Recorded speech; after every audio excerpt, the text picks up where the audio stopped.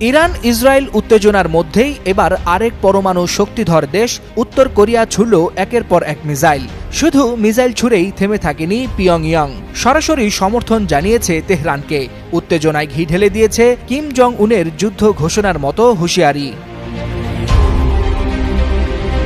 বৃহস্পতিবার সকালে উত্তর কোরিয়ার রাজধানী পিয়ংইয়ং এর সুনান থেকে একযোগে ছোড়া হয় 10টিরও বেশি মাল্টি লঞ্চার মিসাইল। গন্তব্য উত্তর পশ্চিম আকাশপথ। দক্ষিণ কোরিয়ার সামরিক বাহিনী জানায় এগুলো স্বল্প পাল্লার ব্যালিস্টিক মিসাইল, যা জাতিসংঘের রেজুলেশনের সরাসরি লঙ্ঘন।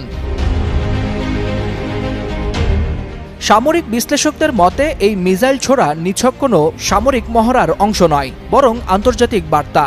কারণ একদিকে যখন মধ্যপ্রাচ্য ইরান ইসরায়েল সংঘাতে উত্তাল, ঠিক তখন কিম জং উন জানিয়ে দিলেন ইরান একা নয়। প্রেসিডেন্ট কিম বলেন, আমরা আমাদের বন্ধুদের ত্যাগ করি না, ইরানকে আমরা পূর্ণ সমর্থন জানাই।